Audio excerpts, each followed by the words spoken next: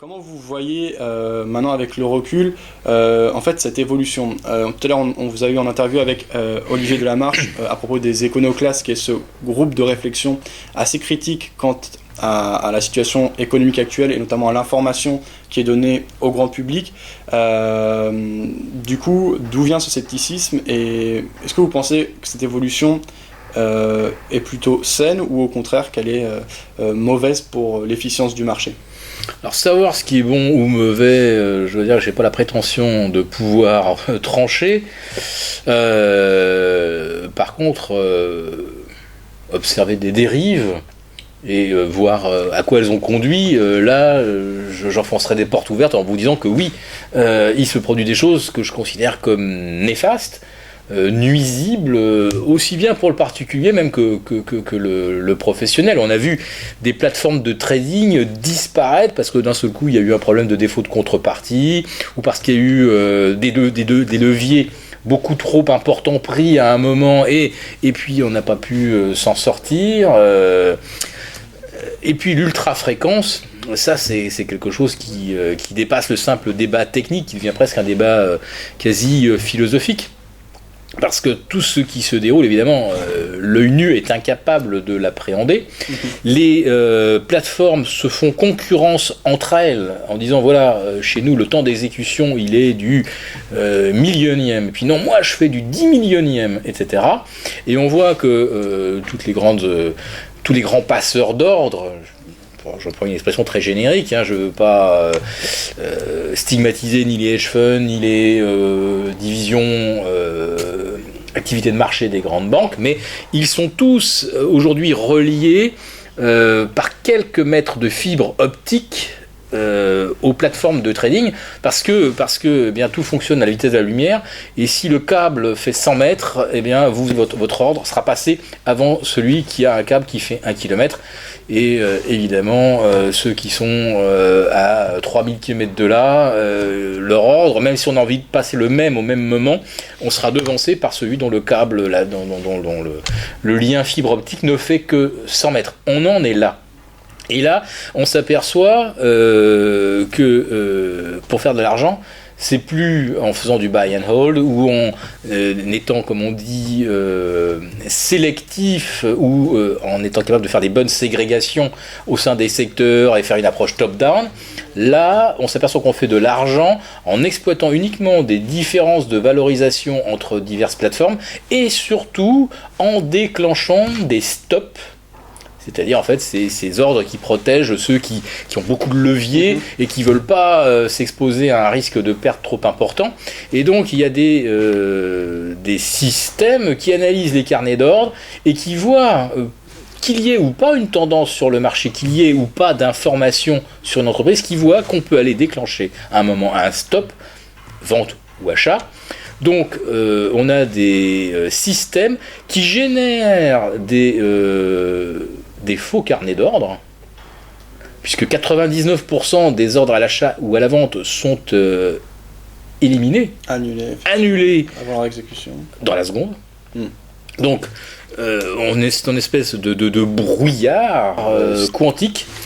Ce sont des hologrammes, c'est-à-dire qu'on a l'impression qu'il existe quelque chose, on le voit en 3D, et puis lorsqu'on tend la main, on passe au travers, parce que tous les ordres, dès qu'il y en a un véritable qui rentre sur le marché, tous les autres s'annulent.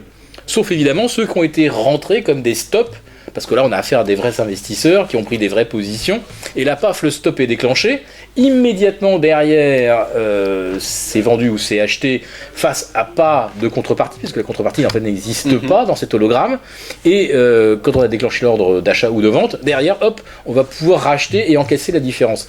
Et on arrive donc à des entreprises qui se sont dotées d'équipes de mathématiciens pour développer des algorithmes qui sont capables effectivement de manipuler, on peut pas appeler ça autrement, le carnet d'ordre et l'impression créée par ce carnet d'ordre, impression haussière, baissière, de volatilité, d'absence de volatilité, etc.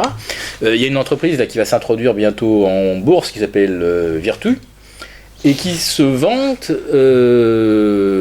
puisqu'ils ont présenté leur document d'introduction, d'avoir eu, je crois, 1200 séances de résultats positifs. Voilà, ils n'ont jamais perdu, sauf peut-être une fois, c'est peut-être le fameux, je crois que c'est ça. le fameux 6 mai 2011, où d'un seul coup, Wall Street a perdu 10% en quelques minutes sur un emballement algorithmique. Donc voilà, ce sont des gens qui ne perdent jamais, tout simplement parce qu'ils ne prennent pas véritablement de position directionnelle sur le marché. Ils exploitent simplement des différences de valeur entre plateformes, et surtout, ils manipulent, là je le dis ouvertement, ils manipulent les carnets d'ordre de façon à profiter de déclenchements de stop qui ne sont justifiés par aucune information, par aucune prise de position de grands institutionnels qui voudraient, je sais pas, intervenir sur telle ou telle valeur. C'est simplement que l'on a déclenché quelque chose, et immédiatement derrière, on l'a racheté, et on ne déclenche une opération que si elle est déjà débouclée à l'avance et gagnante. Donc les logiciels ne travaillent que lorsqu'ils vont exploiter une différence positive. On n'est pas dans des gens qui vont prendre... on n'est pas dans la gestion, on est à milieu et à des années-lumière du travail de gestion, d'approche value, top-down ou ce que vous voulez, ou bottom-up. C'est chacun un petit peu sa tambouille et on va dire son affinité par rapport à une stratégie. Là, on est vraiment dans la manipulation pure. Goldman Sachs, je ne sais plus si c'était en 2009 ou 2010, avait accusé l'un de ses informaticiens d'origine russe qui avait développé un logiciel manifestement qui représentait quelque chose de très très important, une source de profit énorme pour Goldman Sachs. Ils accusent cet informaticien qui avait accepté un autre poste, prochain concurrent direct de Goldman Sachs, mais dans une firme qui faisait aussi du trading, l'accuse d'avoir volé les codes sources, le logiciel, etc. Et Goldman Sachs justifie la mise en branle de tout l'appareil judiciaire en disant « Ce monsieur est parti avec une technologie qui, si elle tombait entre de mauvaises mains, pourrait permettre de manipuler les marchés. » Pensez bien que quand c'était entre les mains de Goldman Sachs, on ne risquait rien, on ne risquait surtout pas de voir Goldman Sachs succomber à la tentation de manipuler les marchés. Mais pour vous dire à quel point on était là au cœur de la machine, ce pauvre informaticien russe, en l'espace de quelques heures, on lui a mis aux fesses le FBI, la CIA, la NSA. C'est-à-dire qu'à la direction de Goldman Sachs, on peut passer un coup de fil et on a le numéro du chef, parce qu'il faut quand même, pour déclencher une enquête et lancer des recherches et retrouver au travers des traces de son téléphone portable ou n'importe quel autre moyen, retrouver ce pauvre informaticien. Pour déclencher ça, on peut dire quand même que la CIA a peut-être des choses plus urgentes avec tout ce qui se passe dans le monde que de courir après un informaticien russe accusé unilatéralement par sa banque d'avoir volé quelque chose. La preuve, quelle est la preuve ? On n'a jamais demandé à Goldman Sachs de prouver que ce monsieur était bien parti de façon illégale avec un logiciel. Non, Goldman Sachs a décroché son téléphone et immédiatement les 3 plus grandes agences de renseignement américaines se sont lancées à la poursuite de cette personne, l'ont appréhendé, l'ont mis au secret. Et quelques années après, lorsque ce monsieur est passé devant la justice, on a reconnu qu'il n'avait absolument rien volé et que ce avec quoi il était parti, ce sont des recherches qu'il avait déjà effectuées, qu'il avait déjà produites avant de rentrer chez Goldman Sachs. Simplement que Goldman Sachs ne voulait pas que cet informaticien puisse aller développer un logiciel concurrent dans une autre structure. Voilà pour vous dire un petit peu comment les choses fonctionnent. Là, on touche vraiment du doigt où on est aujourd'hui, le trading algorithmique. Une petite... C'est particulièrement intéressant, cette anecdote. Elle met en relief plusieurs choses que vous avez évoquées, à la fois la manipulation de marché, puisque Goldman Sachs prétend qu'en trop de mauvaises mains ça pourrait servir à manipuler le marché, mais bon, en vérité c'est qu'eux-mêmes l'utilisaient a priori pour manipuler le marché, c'est ce qu'on peut... Ils sont accusés de manipulation des cours de l'aluminium. Bien sûr, ils sont de toute façon... Je ne sais pas quelle est la procédure à l'encontre d'une banque dans laquelle Goldman Sachs n'est pas mêlé aujourd'hui. Ils avaient échappé, paraît-il, au soupçon de manipulation des devises. Ça y est, ça vient de les rattraper. Aujourd'hui, on est le 20, donc ça date du 19. Il n'y a rien, il n'y a pas un seul secteur dans lequel ils ne sont pas mis en accusation pour avoir truqué le jeu, pour dire les choses. Voilà. Et au-delà de ça, ça pose même des questions plus larges, comme vous avez cité, d'accointance entre des entreprises privées comme Goldman Sachs et un secteur public aux États-Unis, par exemple. Donc ça soulève d'autres problèmes. Après, chacun de se faire son avis. C'est un peu dans la trempe de ce qu'on expliquait tout à l'heure par rapport aux éconoclastes, c'est-à-dire amener de la réflexion, des anecdotes, et ensuite... donc je ferai des recherches et je publierai le lien vers cet article, puisque je suppose que ça avait été relayé par la presse, etc., cette affaire. Oui, moi-même je l'ai traité, vous retrouverez ça éventuellement dans les articles que j'ai publiés chez Agora. Voilà, donc j'ai repris des éléments, je ne veux pas me présenter comme le grand enquêteur qui a mis au jour une grande affaire, c'est pas du tout le cas. J'ai fait une petite synthèse, voilà, elle vaut ce qu'elle vaut, elle est pas, à mon avis, pas plus mauvaise qu'une autre, mais si vous trouvez d'autres informations sur le net, vous y retrouverez à peu près les mêmes éléments. Je n'apporte rien de révolutionnaire, voilà. C'est simplement que j'ai tendance à m'intéresser évidemment aux acteurs qui ont les moyens de peser sur les marchés, les moyens technologiques, les moyens de renseignement, parce que bon, si la CIA peut se lancer aux trousses d'un petit informaticien, j'imagine que la CIA peut aussi fournir quelques renseignements utiles parfois à une banque qui manie des milliards sur les matières premières, sur les marchés de taux, etc. Donc voilà. Très bien. Alors, pour en revenir donc à la manipulation, ce que vous avez expliqué par rapport au carnet d'ordre, etc., très bien, il y a des entreprises qui gagnent beaucoup d'argent. Vous avez cité l'entreprise qui va bientôt s'introduire en bourse aux États-Unis, qui a fait 1200 séances avec une seule séance de perte, je crois. Donc quasiment tout, enfin voilà, la totalité de leur séance gagnante. Ce qui paraît peu probable quand on connaît un peu la manière dont fonctionne le marché financier, si on prend un risque réel et qu'on va réellement vers de l'investissement, donc on est plus dans de la manipulation. Mais est-ce que ça impacte réellement, est-ce que ça amène vraiment un problème pour des gens qui ont un profil plus classique d'investissement, qu'ils soient à long terme ou à court terme, puisque finalement ces manipulations, ces entreprises, combien même elles soient très importantes, elles aient beaucoup d'argent injecté, elles peuvent pas faire bouger les indices de plusieurs pourcents. À chaque fois, ça se joue sur des... C'est pas leur but. Est-ce que ça pose vraiment un problème pour des gens qui vont faire soit de la gestion classique, et soit institutionnelle ou particulier, à votre avis, cette manipulation? Alors, la réponse peut pas être simple, j'ai horreur du simplisme en général. En théorie, le trading haute fréquence n'oriente pas un marché. Par contre, pour qu'il soit rentable, il faut qu'il y ait de la volatilité. Le trading haute fréquence aurait même tendance quelque part à éteindre la volatilité, puisque quelque part ça corrige des erreurs de valorisation, des différences qui ne devraient pas. Donc le trading devrait au contraire rendre le marché plus stable et plus profond. Sauf qu'un marché stable et profond, c'est un marché qui n'est absolument pas rentable quand on fait du trading algorithmique. Il faut de la volate. Donc quelque part, il faut alimenter en permanence les marchés en rumeurs, souvent des fausses, bien sûr.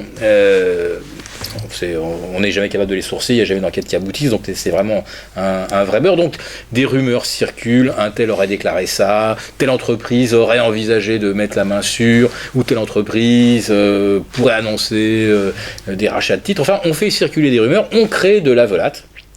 Parce qu'il y a quand même à la base une information qui génère des prises de position. Donc la volatilité, il faut la créer. Si on laisse faire le trading algorithmique, il va éteindre la volatilité. C'est d'ailleurs comme ça que se défendent ceux qui font ces métiers de contrepartie ou qui développent effectivement des systèmes de trading algorithmique. Ils se défendent en disant mais moi je participe à augmenter la profondeur du marché, au contraire à réduire la volatilité en corrigeant les anomalies. Alors qu'en fait si vraiment ils faisaient ça, ils n'auraient plus qu'à mettre la clé sous la porte assez rapidement. Donc il y a déjà cet aspect là. Deuxièmement, il y a autre chose alors là, qui affecte véritablement le particulier ou le gérant de fonds, c'est la façon dont les programmes sont conçus. Et alors c'est un petit peu comme dans Matrix, de temps en temps, la matrice se déchire, tout le décor disparaît, et là, dans ce coup, on voit ce qui se passe, et c'est assez stupéfiant. Les algorithmes achètent ou vendent les actions par zone alphabétique. Ah oui? Oui. Et comment ça se fait? Alors tout ça, alors je ne peux pas vous l'expliquer parce que techniquement, je ne suis pas un des concepteurs de ces programmes, moi j'observe ce qui se passe. Et d'un seul coup, on voit que sur une zone de la cote, par exemple, si on prend le S&P 500, vous allez voir, par exemple, dans les A, tout s'est bien passé pour les AB à AL, et puis d'un seul coup, à AK et jusqu'à AV, paf, les actions se mettent d'un seul coup à décaler totalement inexplicablement à la baisse ou à la hausse. Souvent, c'est à la baisse. Ce qu'ils appellent des market glitch. Comme si on avait fait un gros doigt. Dans le temps, quand on passait ses ordres soi-même, on se trompait d'un zéro, on en passait 100 000 au lieu d'en passer 10 000. On était pressé parce qu'on avait le client au fil, paf, on appuyait, on envoyait un ordre. Au Japon, il y a eu des exemples célèbres où les gens ont passé 6 millions de titres à 6 yens, alors qu'en fait c'était le contraire, c'était 6 titres passés à 6 millions de yens. Bon, je caricature, mais on a vu ça. Donc ça, c'était des choses qu'on voyait parce que la main humaine avait... avait commis, et on avait un petit peu franchi les garde-fous parce que quand vous passez par exemple 6 millions de titres à l'achat, vous avez quand même un système qui vous dit: vous êtes sûr que vous voulez vraiment passer les 6 millions de titres? Oui, clac, et voilà, c'est parti. Là, quand c'est des algorithmes, il n'y a vraiment pas de vérification, il n'y a rien, ça passe tel que. Et s'il y a un problème de programmation ou un bug quel qu'il soit, d'un coup vous apercevez que toute une tranche alphabétique, pouf, tombe à la verticale en quelques secondes, parce que les carnets d'ordre, je vous l'ai dit, ce sont des hologrammes, et puis en plus de ça, ils ont une profondeur qui est ce que j'appellerais une sorte de profondeur de pertinence, c'est-à-dire que personne n'anticipe que cette valeur va perdre ou gagner plus de 5% dans la séance. Pour ceux qui passent des ordres qui vraiment vont rester dans le carnet. Je ne parle pas de tous les ordres qui disparaissent à la seconde ou à la microseconde, mais je parle des ordres qui sont en passant carnet. Donc on a des carnets d'ordre qui ont une pertinence à 5 au-dessus, 5 en dessous. Dès qu'on passe en dessous de 5, il n'y a plus rien. L'algorithme, lui, il s'en fiche, il déclenche en plus de ça des stops, et vous avez un titre qui vaut 96 $, qui tombe à 86 en quelques millisecondes. Je vous en cite un, c'était hier, c'était quand même Home Depot. Ah oui? Ouais. Ça pèse quand même quelques dizaines de milliards de capitalisation, et d'un seul coup, pouf, il y a eu un glitch, et le titre est tombé. Réaction du New York Stock Exchange, on annule toutes les transactions entre 93,33 et toutes celles qui ont eu lieu ensuite jusqu'à 86,50. Alors bien sûr, on annule pratiquement tous les jours sur des valeurs très secondaires des titres qui sont passés de 33 $ 2 cents. Et ça, c'est plutôt bien, puisque ça veut dire qu'il y a un garde-fou et qu'il y a, qu'on laisse pas justement ces entreprises qui cherchent à gagner de l'argent sur ces manipulations faire ce qu'elles veulent, puisqu'on annule les ordres quand on arrive à des choses, des aberrations qui n'ont plus de rapport avec l'économie réelle. Oui, l'aberration, par exemple, moi je vous prends le cas de Home Depot, on a annulé tout ce qu'il y avait entre 93,33 et 86,5. On a commencé la séance à 98, il n'y a aucune raison d'ailleurs qu'on soit allé en dessous de 96,50, il n'y avait aucune raison. Donc tous ceux qui avaient des stops à 95, parce qu'ils se disaient mais pourquoi est-ce que Home Depot aujourd'hui passerait sous les 95, il n'y a pas de raison. Si ça passe en dessous de 95, c'est qu'il y a une mauvaise information. Je sais comment les marchés fonctionnent, je serai le dernier prévenu, mais moi je veux pas être le dernier à vendre, donc j'ai passé mon stop à 95, il va être déclenché. Alors que en fait il n'aurait pas dû l'être. À 11h55 on tombe à 86,50, moi mes stops à 95 ils ont été déclenchés. Et à 11h56 et quelques dixièmes de seconde, on est remonté à 96. Bah moi dans l'histoire, je suis quand même l'idiot de service. Voilà. Et il y a plein comme ça de transactions totalement inexplicables et qui se multiplient à la fin des séances. Vous voyez par exemple à 21h59 et 58 secondes, des fois 2 à 3000 transactions sur une valeur secondaire sur laquelle ce jour-là il n'y avait même pas le moindre commencement d'information. Bon, Cercle Finance fait de l'information concernant les entreprises, donc on sait un peu ce que c'est qu'une information. Donc là il n'y a pas d'information, même pas de rumeur, rien du tout. Et vous avez entre 2 et 3000 transactions en 2 secondes. Alors après ça, pour comprendre ce qui s'est passé, on peut visualiser ces échanges, il faut les passer au ralenti 1000 fois. Il faut ralentir 1000 fois les déplacements, les achats, ventes, etc.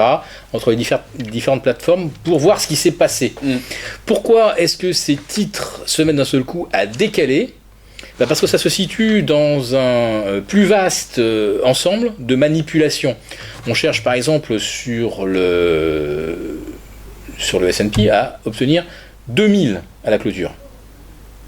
Et le jour où on était en mesure d'atteindre les 2000, on a fini à 2000 et 0,2 cents. Et pourquoi ? C'est pour montrer, voilà, le S&P est à 2000, tout va bien, pour l'aspect psychologique global des intervenants. Voilà, puis parce que ça permettait d'exercer des options, parce que à 2000, paf, on a pu comme ça faire éteindre des tas de produits dérivés de type turbo, etc. Qui était ciblé à 2000, qui est un seuil clé. Ouais. Voilà. Et on a fini à 2002. Comment a-t-on obtenu cette précision ? Ce jour-là, comme par hasard, vous avez plein de petites valeurs secondaires qui ont été tirées ou baissées pour ajuster exactement le S&P à 2000. Le lendemain, on fait 2000, pas 0,2,12. On gagne 10 centimes de point. C'est-à-dire que là, on était dans un ordre de précision qui est du millième de %. Et là encore, on ajuste en fin de séance pour être sûr d'avoir ces 2000, 0,2 plus quelque chose. On va travailler des petites valeurs comme ça à 21h59, 59 secondes et 40 centièmes. Et on va comme ça arriver à mettre l'indice exactement là où on l'a prévu. Alors, on peut se dire, tiens, c'est facile quand on est à 1999 sur le S&P de le tirer à 2000. Mais qu'est-ce qui nous dit que, en fait, quand on était à 1975, le but n'était pas déjà d'atteindre les 2000 à une date qu'on avait prédéterminée. Parce que quand on est capable, comme un vertu, de gagner 1000 fois consécutivement ou 1200 fois consécutivement, qu'on a des instruments aussi puissants que ce que Goldman ne voudrait pas voir tomber entre des mains indélicates, qu'est-ce qui nous dit qu'en fait, les marchés ne sont pas programmés ? Alors vous dites, c'est complètement idiot, parce que finalement, qu'est-ce qu'on en a affiche de gagner 25 points sur le S&P 500 ? Si on les gagne, on les gagne. Peu importe, si le marché est haussier, on les gagnera les 25 points. Et surtout que, a priori, on va dire, ce qui est souvent décrié, c'est justement tout ce qui est finance active, où on est là pour faire de la spéculation, mais par contre la finance plus classique, où on va acheter des entreprises, ça permet réellement de financer les entreprises, etc., c'est plutôt bien vu. Et en fait, ce qui se passe actuellement, cette manipulation, quelque part, ça porte plutôt les entreprises. Certes, ça sert aussi à publier de bons chiffres aux États-Unis, qui ne sont pas forcément le reflet de la situation concrète des différents individus, mais ceci dit, il y a beaucoup d'Américains qui ont leur épargne en action, et cette hausse soutient plutôt leur épargne et leur pouvoir d'achat. Ça, est-ce que c'est une réalité aussi ? Un marché qui est manipulé pour le faire monter, à la limite, le mot manipulation, il est même de trop. Si, effectivement, on se situe dans un marché haussier, je n'ai aucun doute, depuis longtemps, sur le fait que le marché soit haussier. J'ai d'autant moins de doute qu'il est haussier qu'il n'y a qu'un acheteur unique, et que je sais exactement ce que cet acheteur souhaite, et comment il s'acharne à faire que le marché soit irrévocablement, irréversiblement haussier. Ce sont les banques centrales, elles veulent la hausse des marchés. Dès que ça baisse, il y a une déclaration de façon à entraîner un rebond et un retour de l'optimisme. Donc on sait que ces marchés sont haussiers. Donc j'ai pas de problème avec la tendance. Qu'on veuille faire monter les marchés, ça enrichit tout le monde. J'en suis d'accord. Alors, où se situe, il y a un loup.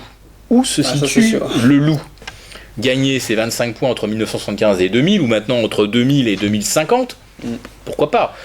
Si on s'était fixé comme objectif 2050, pourquoi pas ? La tendance fait que on va être naturellement dans l'anticipation d'une ascension vers 2050, puis 2100, puis les objectifs qu'on fixera.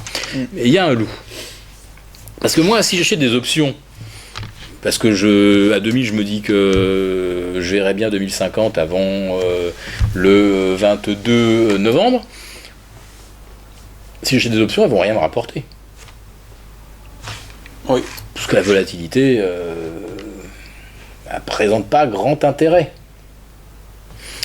Là où se situe véritablement pour moi le fond de presque une escroquerie, c'est que si on sait exactement à quelle date l'indice sera à quel niveau, à ce moment-là, on peut vendre de façon illimitée des options ou vendre de façon illimitée de la volatilité. Les dérivés de volatilité, le fameux VIX, qui est le baromètre du stress sur le marché et qui donne lieu à des dérivés que l'on achète ou que l'on vend. Dérivés qui eux-mêmes sont adossés au nombre de puts ou de calls qui sont négociés. S'il y a beaucoup de puts, on a un VIX qui grimpe, et si le rapport bascule en faveur des calls, le VIX voit son niveau baisser jusqu'à des planchers historiques absolument invraisemblables de 12 voire 11 cet été.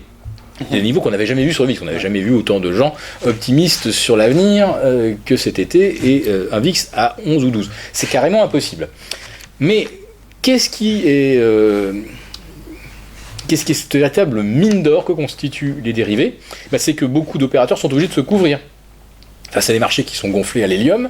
Tout le monde sait qu'il n'y a plus aucun rapport entre la valorisation des actifs et le risque concours sur l'obligataire, et qu'il n'y a aucun rapport entre la valeur des actions et les profits réels qu'elles engrangent. On sait qu'on est dans un système de bulles. Alors on sait très bien qui l'orchestre, on sait qui tire les ficelles, mais on n'est pas à l'abri d'un accident. Donc on se couvre, donc on achète de la prime.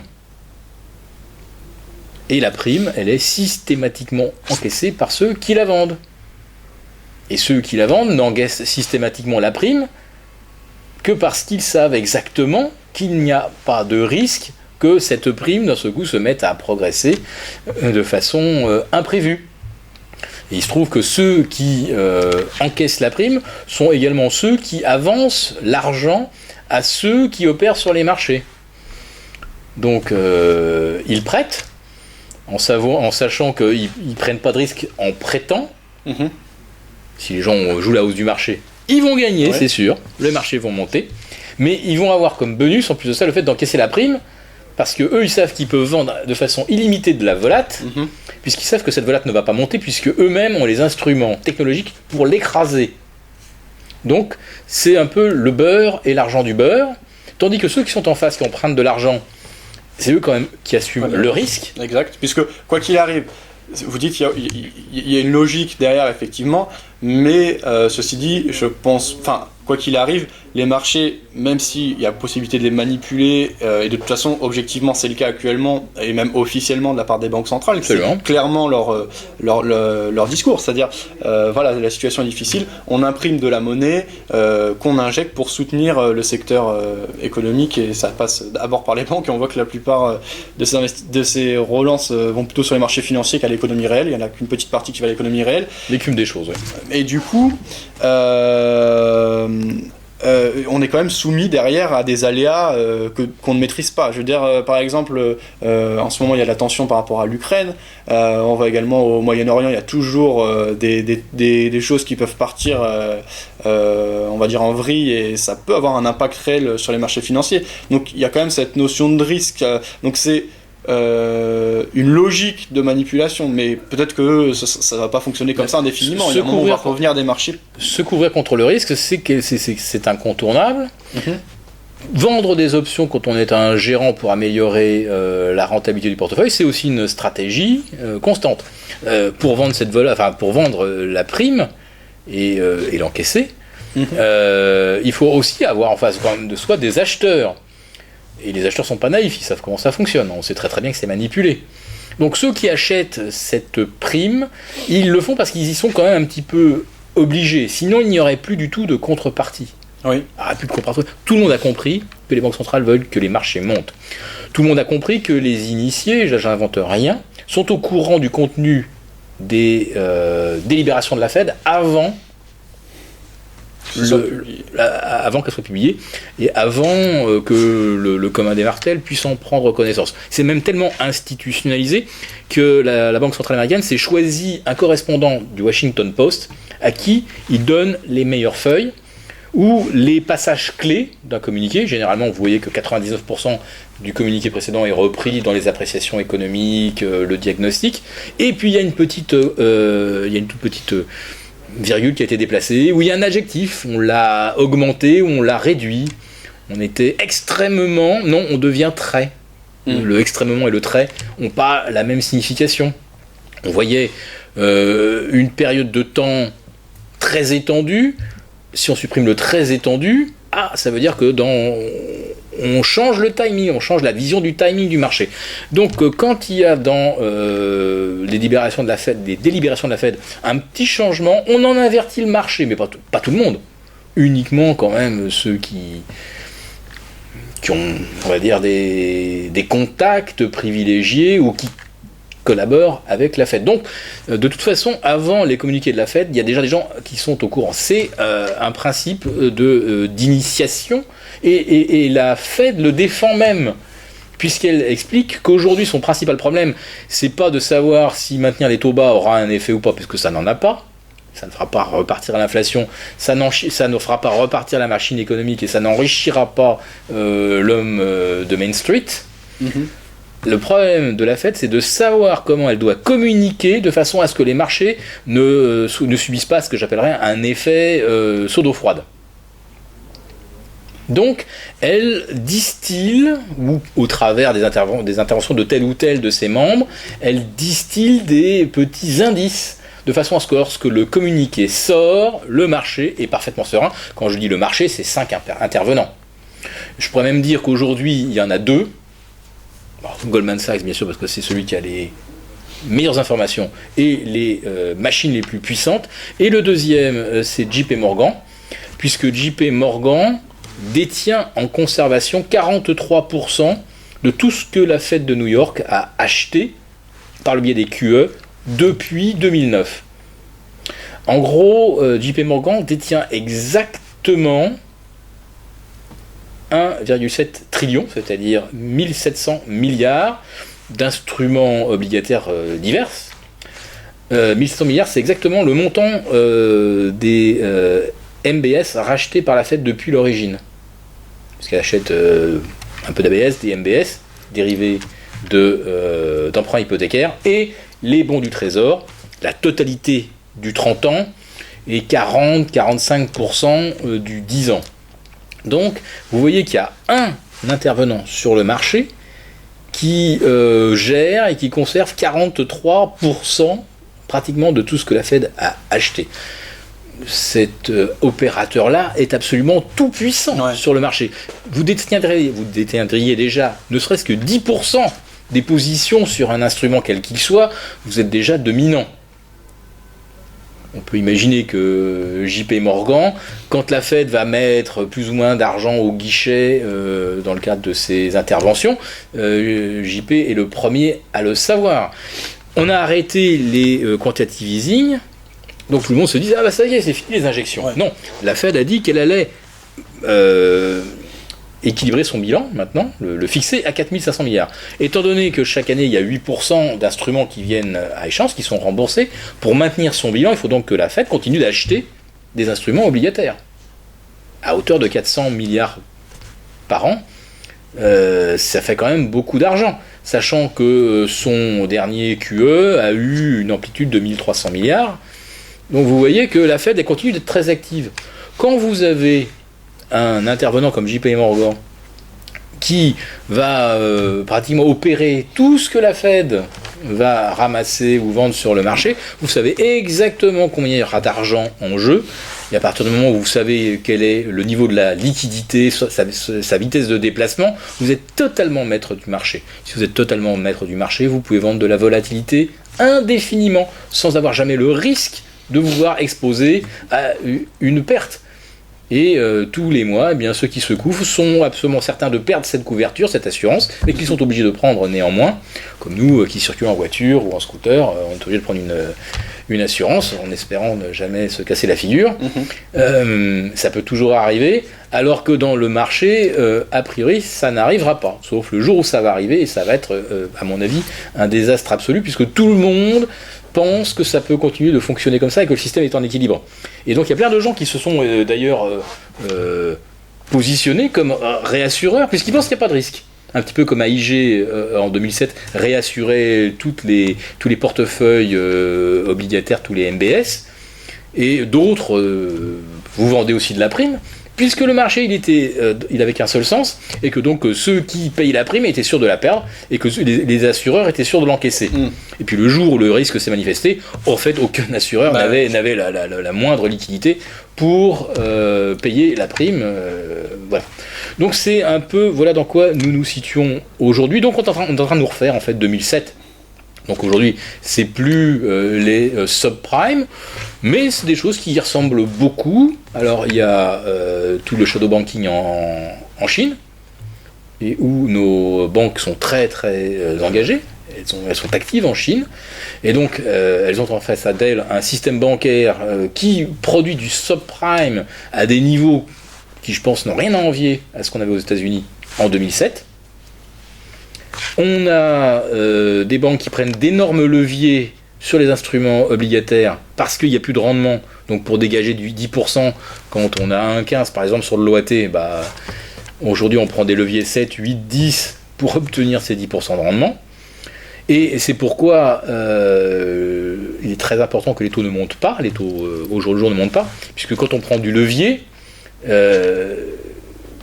ce qu'on peut gagner en prenant 10 fois une position sur un instrument qui rapporte 1%, c'est annulé si d'un seul coup, le coût de cette masse qu'on a empruntée revient plus cher.